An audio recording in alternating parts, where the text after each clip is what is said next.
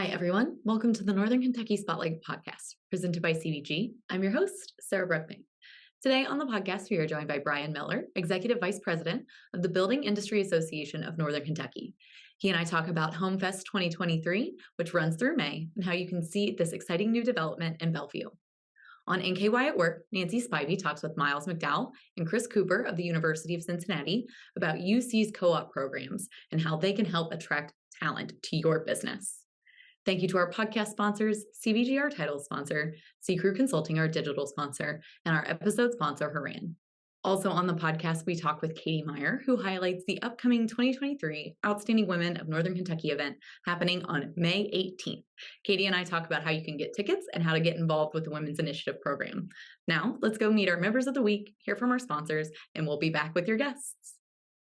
CVG Airport is the lowest fare airport in the tri-state region with 54 nonstop flights and direct international service to 7 destinations, including Paris, France, and now home to both DHL's and Amazon's global cargo hubs. The airport is furthering its position as leader in aviation and is deeply committed to being an economic driver for the community. You can learn more and start your next adventure at cvgairport.com. Ranking on Google Search and Maps is easy to understand, but hard to do. It requires constant effort and attention, uploading new photos, responding to Google reviews, writing weekly posts, and checking suggested updates. Google listing optimization takes experience and time, and there are no shortcuts. C-Crew gives your Google My Business account the steady, consistent attention it needs to be effective, optimizing, updating, and expanding critical content every single week. From local retail stores to large regional networks, C-Crew generates content, establishes benchmarks, and creates dramatic, measurable increases in engagement. So what can C-Crew do for your business? More calls, more clicks, more clients. Congratulations to our members of the week. You can learn more about these businesses by following the Northern Kentucky Chamber on social media, where we will highlight one of these businesses each day. Now, let's meet our members of the week. Velocity Esports is a next-generation gaming and entertainment company that offers a vast selection of arcade games, premier esports lounges, bowlings, and more, along with a full restaurant. Jessica Thames is a business development consultant and active realtor in the Ohio Valley region. The Track Group is a full-service recruiting firm specializing in accounting and finance, shared services, engineering, IT, and healthcare. Stephen Gould is a custom package solution provider that designs and manufactures all of your packaging needs, including boxes, bottles, closures, and more. Fast Signs provides comprehensive signage and visual graphic solutions for any size company and any industry to help you attract more attention, communicate your message, and promote your products. Hi, everyone. Today on the podcast, we are joined by Katie Meyer, who is our Outstanding Women of Northern Kentucky Committee Chair, as well as the Unicity Policy and Program Manager at Altafiber. Big title, but we're really going to be talking about Outstanding Women of Northern Kentucky. So that event is coming up. Tell us a little bit about it. All right. So this is the 39th annual Outstanding Women of Northern Kentucky. It will take place on Thursday, May 18th at Turfway. And it is, at its heart, just really a celebration of women who are doing extraordinary things in our community. And, the whole program was developed at a time when women were under-recognized for their contributions to our region. And I think that over the past 39 years, it's created this legacy of representation of the women doing great work in our community. Yeah, it is really such a fun event just to get together. It's, a lunchy kind of morning event, and it really just sets up your whole day to be really nice and wonderful and talk about the contributions of some of the great women that we have in the region. Yeah, absolutely. There's a committee of 16 women who really try to drive the mission and vision, and the values that we outlined for this program is to empower, inspire, and impact women in our region. And I think if you are able to attend the event, hopefully that's how you leave. You feel inspired and empowered and impacted by the recognition of these great women. Yeah, and tell us a little bit about this year's, our honorees this year. Yeah, so we have an incredible list of honorees this year. And, in that process, there were so many great nominees. I mean, it just can't be understated. the number of women who are nominated and how great the work they're doing is. But specifically, we look at leadership, integrity, and perseverance. And I think, across all honorees this year, leadership, thinking about the culture that they create and the impact they make on the community, perseverance, just there's a wide range of ages this year, but there's this like getting up every day and doing the right thing. Like grit is what I would call it. And then integrity, I think it's really about doing the hard thing that may not be the most popular thing, but it's the right thing. And so whether it's somebody who's been an executive director for 25 years or somebody who just opened a business, I really think these honorees exemplify those three values. Yeah, that is really incredible. And like you mentioned, it is really a wide range this year. We've got Ferdoza Hassan, who was on the podcast a couple of months ago, with Leela Early Student Care, and then we have leaders from St. Elizabeth, and we have leaders from Duke. Obviously, we have our scholarship recipients as well. So just a wide range of women doing great things in the community. Yeah, absolutely. And then, so we said this event is Thursday, May 18th, and people can register at nkychamber.com/events or at nkychamber.com/OWNKY. When people are signing up to attend this event, or maybe they're kind of on the edge, I know we kind of talked about how this is a really inspiring event. What else would you say to somebody that you want to encourage them to register? The event itself, the program is 11:45 to 1. The doors open at 11. And even, the program there's storytelling, there's getting to know new people, getting to expand your understanding of what's going on in the region. But you also have the opportunity to be in a room with 400 people who share that inspiration to be there that day for that purpose of celebrating those women. So all of it is a lot of fun, and it's even going to be good food this year. So yeah, I'm excited. It's a Turfway this year, which is going to be new. I have walked briefly into the event venue space at Turfway, so I'm very excited to check that out personally. I think it'll be a lot of fun. And then one of the other things I want to touch on while you're here, our Women's Initiative group is great. There are a lot of ways to get involved. Do you want to touch on that a little bit? Oh yeah, there's so many inroads to involvement with the Women's Initiative. I think the easiest is probably their monthly Connect Hour. From there's an engagement committee that can help plug you in, and there's a variety of different committees that are all made up of all women in the region who are trying to advance whatever the mission may be, whether it's education at the summit or the breakfast or outstanding women. There's just lots of opportunity to get involved. Yeah, well, that is awesome. And before I let you go, is there anything else you want to touch on about Outstanding Women of Northern Kentucky? No, just the fact that over 200 women have been recognized. I think the duration of the program, it's just sort of in the fabric of our region that we have done this for so many years, and I think it's something we should be really proud of. Yeah, I totally agree. Well, I'm looking forward to the event. I know I will get to see you there, and hopefully we will get to see some of our viewers and listeners there as well. Awesome. Hi, everyone. Welcome to the podcast. Today we are joined by Brian Miller, who is the Executive Vice President of the Building Industry Association of Northern Kentucky. Hey, Sarah. Yes, welcome. Thank you. And we are going to talk today a little bit about what you guys do and your exciting HomeFest event, which has just kicked off this month. Right. So tell us first off about the Building Institute Association. Well, the Building Industry Association, we used to be called the Home Builders Association. Everybody kind of still remembers that back about 7 years ago. We were founded in 1955.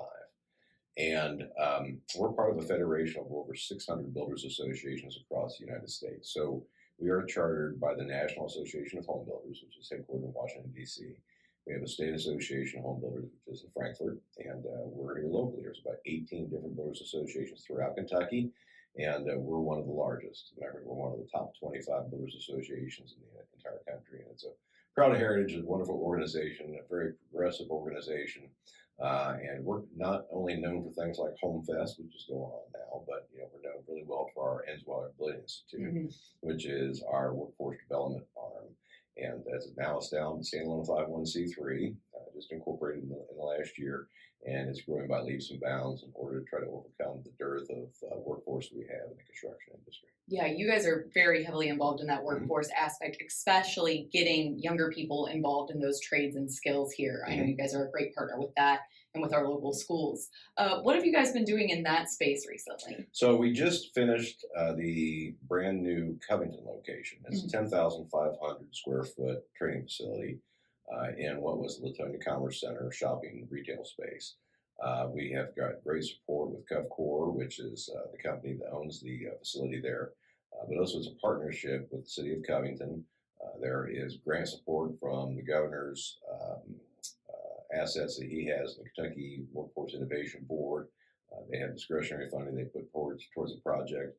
We had some residual funds left over from the Work Ready Skills Initiative under Governor Bevin. So all told, it's about a $1.6 million training facility, all tooled up and ready to roll. And we just started our first classes on January 31st. So really excited about that. It is also the home base for a brand new program called the Covington Academy for Heritage Trades. And that academy is one of only 2 such academies in the entire country. The other one is in Hannibal, Missouri. And we're really excited about it because we've got such an aging housing stock here of historic homes. And with so many historic overlay districts in our urban communities, not just homeowners, but true trade professionals need to be able to learn how to go in and take care of these homes and restore them up to snuff with the historic code and historic practices, and really to beautify the community. So it's a true win-win. Covington's helping us, but we're helping Covington too, and not just Covington, but all the urban areas within our Northern Kentucky region allows us to be able to bring these homes up and celebrate their glory and bring them up to where they once were. That is very cool that you are kind of on both sides of everything that goes on with housing, from beautifying these buildings that we've had for, decades, even centuries at some point. And with HomeFest, you guys are building these brand new homes. And one of the things that's really interesting that you mentioned before we started filming is they're very, very modern. Yeah. So kind of touch on that a little bit. Yeah. So, the designs are more contemporary. And one of the things that we've advocated for eons now is a wide diversity in housing styles. We hear from people, I just don't have that much to pick from. Zoning regulations, I know that really sounds not interesting to a lot of people, but what it's resulted in with very rigid zoning is kind of a homogenized community. And so while you may have housing for different income levels, you don't have housing for different tastes. And so what we're looking to see in Northern Kentucky is for just various different sorts of housing styles, different living situations. So I mentioned the Covington Academy for Heritage Trades. We're paying high attention to the urban areas, the historic homes, but also the first-ring suburbs, the new suburbs, the exurbs, the rural areas. We believe that people in Northern Kentucky should have a good choice in which to choose from. And some of our neighboring communities around the region are actually a little further ahead than we are. We like to see some of those more innovative styles come to Northern Kentucky to help solve the problems that we face today. So you've seen the home price appreciation skyrocket. Right. You've seen traffic congestion in some areas of Northern Kentucky. And we're not Dallas, Texas. We cannot afford as a community to put all the infrastructure in before growth happens. So what we can do is that we can pace infrastructure development, road systems to closely follow where the growth patterns are. And so as long as we can do that and develop communities that perhaps people don't always have to drive out of to go to the tax service, have a dry cleaning done, go to restaurants and those sort of things. We're looking for ways to create the potential for mixed-use development in the area, something that Northern Kentuckians have never experienced before, and we'd like to see them also experience, as well as things in the rural settings too, conservation development, a lot of different styles that we just don't see here. So this is a more contemporary style at HomeFest this year, and we're very excited by seeing that style come to Northern Kentucky. Yeah, that is, like you said, something that we're kind of missing. And I'd love for you to touch a little bit on that mixed-use development idea. A lot of those are cropping up. I know we've got a big one coming out in Union. There are talks of one out towards Hebron and the airport. What are you guys seeing in this space that has you excited? Well, one of the biggest things is it solves a lot of the problems that people identify with. So in a newer mixed-use development, what you'll see is more housing units per acre. We talk about that being density, and some people think density is a little bit of a something that you don't want to touch.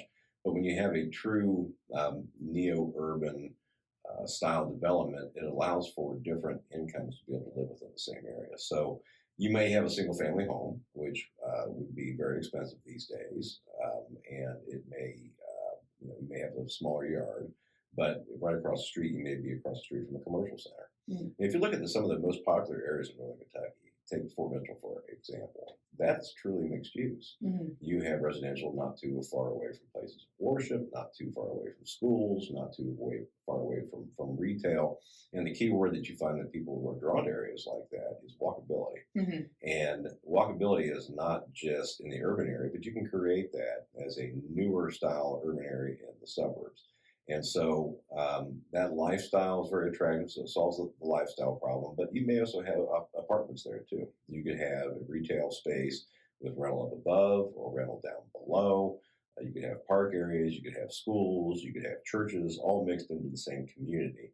And so when we talk about traffic congestion and some of the problems we see crop up that are associated with growth, if you drive home to your community and you're within walking distance to a restaurant or to a bar or to your dry cleaners or to your pet groomers or whatever services that you may employ, there's no need to get in a car. I mean, our development that I live in now was probably started back in the 90s and in the 2000s, and I think my home was built in 2009. But still, in order to get to those services, we have to get in our cars to go places. Mm-hmm. So that impacts traffic congestion because you just have to be on the road to do what you do in your daily life. So we're solving some of the income problems, some of the affordability problems with housing, some of the congestion problems with traffic, and we're increasing the quality of life. There's a lot of concern in the rural areas about growth, mm-hmm. and but what we have to do is we have to think regionally.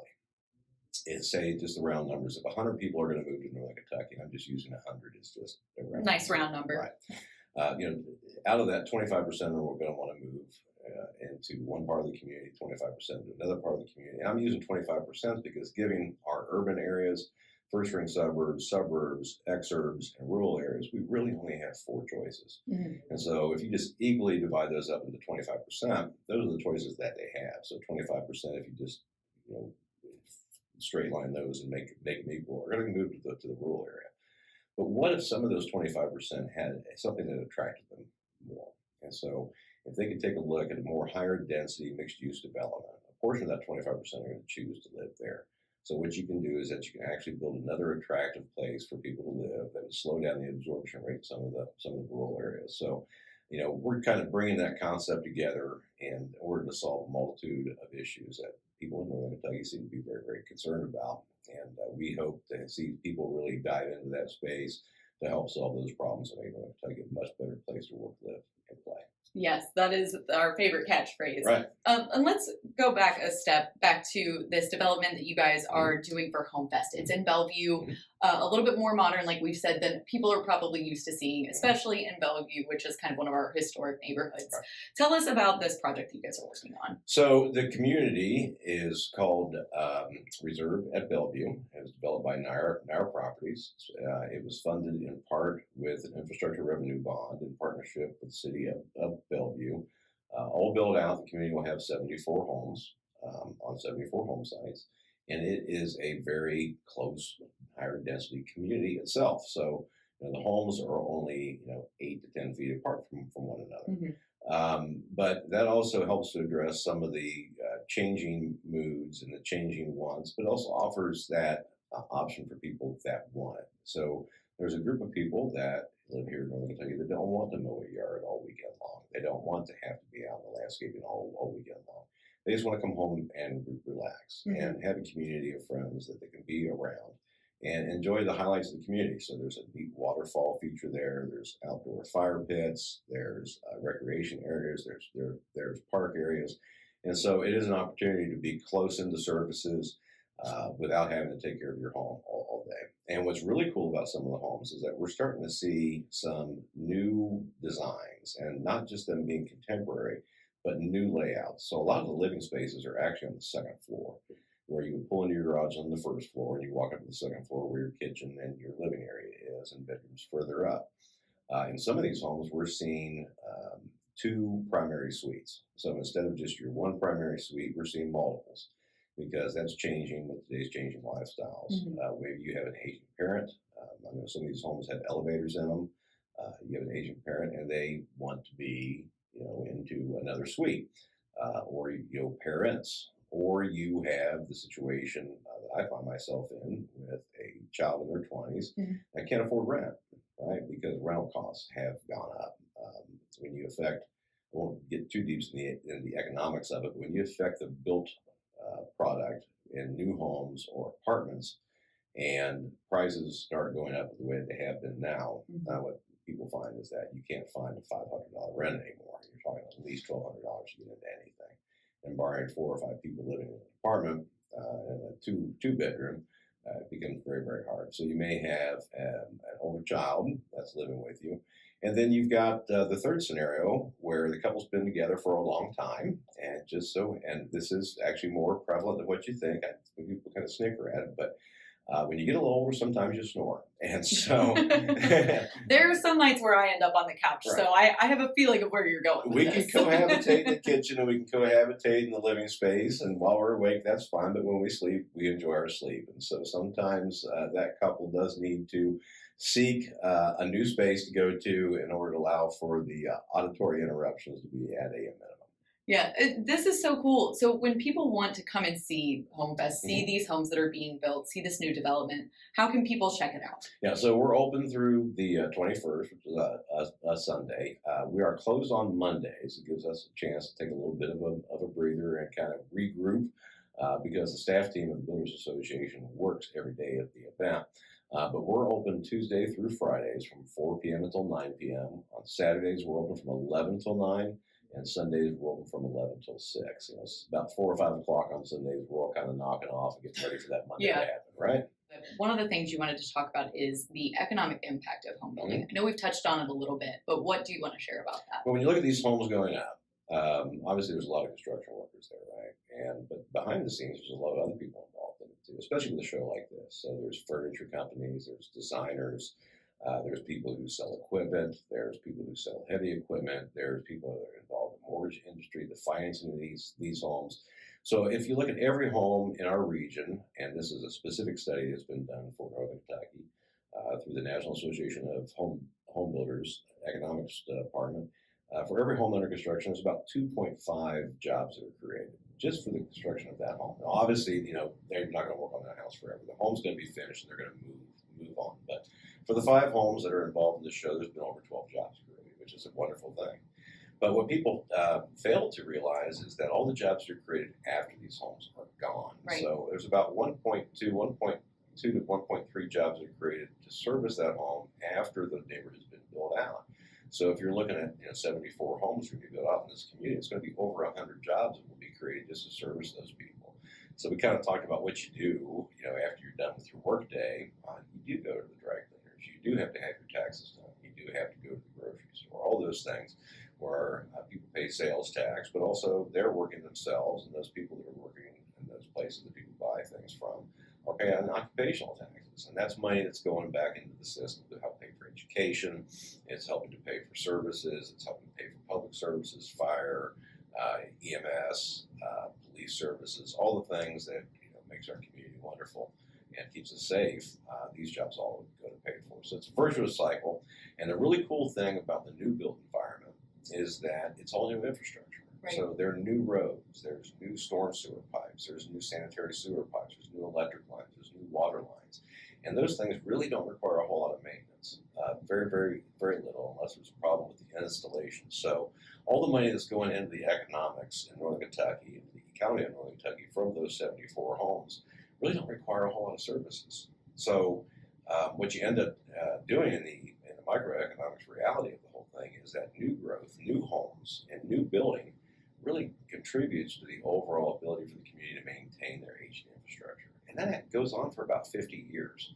So once that infrastructure reaches about 50 years of age, it's going to require some serious maintenance. And so anything that's older than 50 years old in Northern Kentucky, part of it's being helped to be serviced and being helped to be maintained and replaced, in part because of the virtuous cycle of growth of new construction, new homes, and new businesses cropping up. Yeah, and that circles all the way back to all the things that you guys are involved in, that you come in and renovate these ancient homes that need help. Exactly. Well, that's great. Brian, thank you so much for coming on to the podcast today. Before I let you go, is there anything else you want to share about the Builders Association or about HomeFest? Well, we did go through that name change about 7 years ago. Mm-hmm. And the reason for it was that we found a space with the commercial industrial building development community. It's no secret we've been, seems like a lone voice advocating for the construction community for a long time, basically since the 1950s. And we were meeting with all the agencies and all the utilities and all the people that touch the construction community and the industrial commercial space too. And we found some individuals that were already members of ours that were in that portion of the construction sector who really enjoyed working with us in our advocacy efforts. And so we really get into the weeds, and that's where we operate well. So we're involved in subdivision regulations, zoning ordinances, comprehensive plans, working with development documents and contracts with the sanitation district, with the water districts, all the stuff that really sounds exciting to a lot of people. Very nitty gritty. Right. But it really does help. And we also are blessed by having our members, which are all problem solvers. I've never met a builder yet that doesn't know how to solve a problem because they're confronted by dozens of them a day. Mm-hmm. And so they are able to sit down and find third alternatives with a lot of these agencies, regulatory bodies, municipalities, county, city government, to help solve the problems that they find themselves in, while at the same time also looking out for the industry and making sure that we can try to keep construction of new homes, of condominiums, of apartments, renovation, historic work, but also new jobs coming in with commercial and industrial structures at an affordable rate to make sure that we here in Northern Kentucky and the greater Cincinnati market are able to be competitive on a nationwide scale. Yeah, well, that is incredible. You guys do so much in the community. Obviously, you're building the homes we live in, right? Which is very important for our workforce, for our community, and everything that we need. Obviously, it starts at home. Yeah, the really, really cool thing, especially with all of our workers, and this is one of the things we advocate for on the workforce end of things, is that when you're done working someplace, you can drive down the street and say, I built that. Mm-hmm. Really, really cool. Yeah, that is incredible. Well, Brian, thank you again so much for being on the podcast today. Thank you, sir. Appreciate it. Hi, I'm Nancy Spivey, Vice President of Talent Strategies for the Northern Kentucky Chamber of Commerce. And on today's NKY at Work segment, we're talking to a couple of colleagues from UC. Thank you and welcome, Miles and Chris. Mm-hmm. So tell me a little bit about your roles and kind of what you're doing for Northern Kentucky these days. Sure. So my name is Chris Cooper, and I'm an associate professor and the director of manufacturing and construction co-op programs at UC. And I'm Miles McDowell. I'm the Assistant Director of Partnership Development for the Graduate Co-op Program. And Miles, I know you serve on one of the chamber committees, and that's kind of how we're having this conversation, because I think for me in the talent strategy space, we're always looking to make the connection to our business community and students. So tell me a little bit about what's the best way to access the student population. What does the population look like? Yes, indeed. So the University of Cincinnati has the oldest co-op program in the country. We say we are the birthplace of co-op, and we've been doing experiential learning since 1906, so close to 120 years. And we recently became the first university in the nation to have a dedicated college of cooperative education and professional development. So both Chris and I work within that college, and we are focusing on bringing students into the workplace as part of their education. So they get the in-classroom studies, but then get to go see how that translates into the real world in their chosen area of study. And I think we're all learning how important that is, so that you're not just in there listening to lectures for 4 years and then getting out into the world of work and it's like, surprise, this is what it's really like, right? Correct. So give us an idea of some of the trends in co-ops. What does a co-op even mean? What does it look like?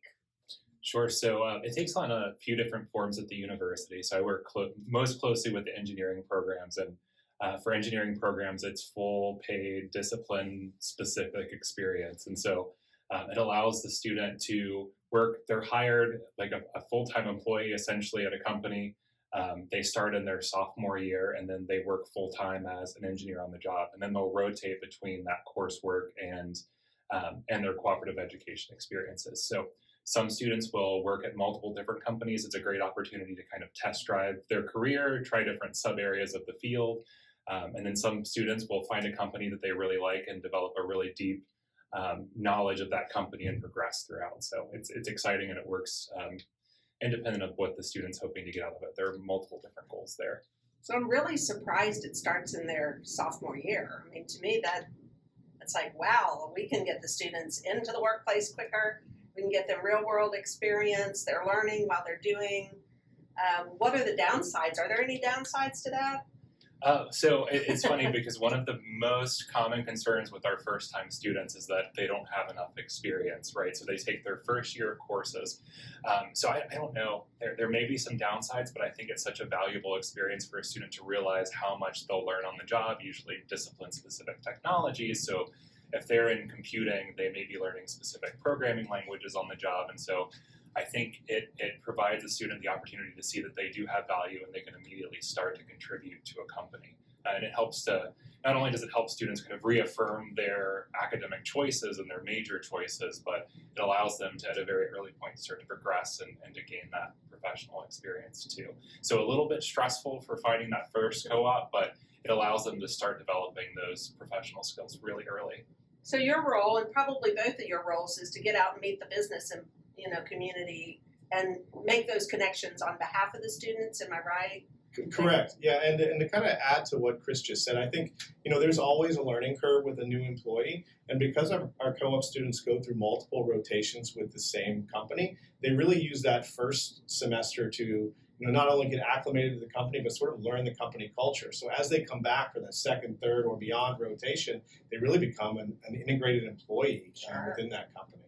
Yeah, but yes, my role specifically, I am not student-facing. I am employer-facing. So I'm out there, talking to employers, finding out what they need, what sort of opportunities are there for our students, and then bringing those back to the university and connecting them to students at that point. Well, and I just want to put a plug in for Northern Kentucky because, we have a number of employers with a number of good jobs, right? So indeed, hopefully, that river sometimes can be a barrier, but hopefully in my mind, it should just be a pathway to success on both ends. And we're already working with a lot of companies here in Northern Kentucky. We'd like to expand that partnership and growth with a lot of these companies, but there are established programs here already that work with the universities. That's wonderful. So give me an idea, total student population, and what does the student makeup look like? So we have 49,000 students at UC, 9,000 roughly graduate, 40,000 undergraduate. We are an urban campus, so we're diverse. We've got students from every population imaginable, and I think 115 countries from around the world. Largest international student population ever at 9% or so now. So we are a diverse campus, and our students come from all across the country and the world. Oh, and I know one of the goals in the committee that you serve on, the Grow NKY Talent Attraction and Retention Committee, one of our key goals is we want students to attend regional universities. We want them to stay after they graduate. We definitely want them to stay in the community and discover how wonderful our community and our region is. So I really want to applaud you for the work that you are doing and UC's doing and building up that co-op program and making it something that the students can get that real world experience and get out there. And I even understand, I think one of you mentioned that the international students, many are interested in staying here after, and I can't tell you that thrills me to death. So anything else you want to share? Yeah, it's really easy. So for anyone that wants to connect with more students or has opportunities or even wants to talk and explore the program, we have a Hire UC website. It gives a lot of information. It'll give you contact points within the university. It gives an overview and it really walks you through the process. But it's, like I said, we've been doing this for 120 years. We're ever growing. We're looking for new partnerships. We look to learn from industry what our students are lacking so we can add that into the curriculum or help our students become better employees when they graduate. So we truly look for partnerships, not just becoming a vendor. Sure, that makes sense. And on the manufacturing and construction area in general, so you have engineers. What other types of majors are inside those colleges? So with the way that we've divided the engineering program, manufacturing construction essentially refers to everything that isn't computing. So we have a computing cluster, which I'm also somewhat familiar with, and then we have manufacturing and construction. So that would be construction management, civil, but then also aerospace, mechanical, other manufacturing. aligned majors as well. We have a new industrial and systems engineering program, which just came online. So we're getting students through that, and they'll be available for their first co-op spring of the next year as well. So that's exciting. There's been a lot of demand for industrial engineering students. So I was going to say, as there's well. high demand. All the things you've talked about, I'm like, oh, please bring those students here. Yeah. And not just to limit it to technical aspects. You know, our arts and sciences students, while it's not a mandatory co-op, there's a lot of them that are going into voluntary co-op programs, and they're looking to, you know, utilize their skills as well. And that translates a lot to business management, to sales teams, to HR. There are a lot of opportunities to connect with business. Yeah, I'll just say, you know, on behalf of the Northern Kentucky Chamber, we've had interns in co-ops, brilliant minds, right, come in and do work for us, nonprofit work in project management, work in planning our events and activities. So, yeah, I believe firmly in trying to get talent, you know, at the earliest stage and make sure that we're grooming our next generation. So Healthcare as well, that's a big one.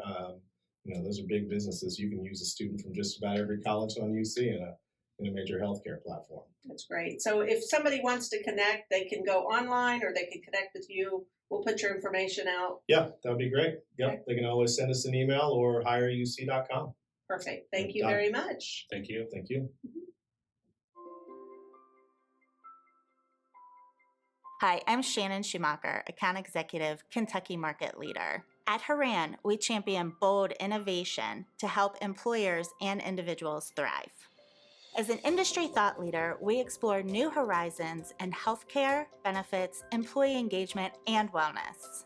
We work harder to deliver all the strategic benefits, planning, and execution you expect from a true partner. And we do it with laser focus on your short and long-term outcomes to help manage your benefits while improving your employee experience.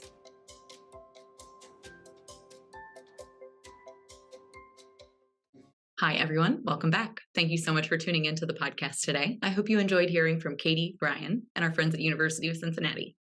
Don't forget to register for the Outstanding Women of Northern Kentucky event happening on May 18th. You can get your tickets now at nkychamber.com/events. Thank you again to our podcast sponsors, CVG, C-Crew Consulting, and Haran.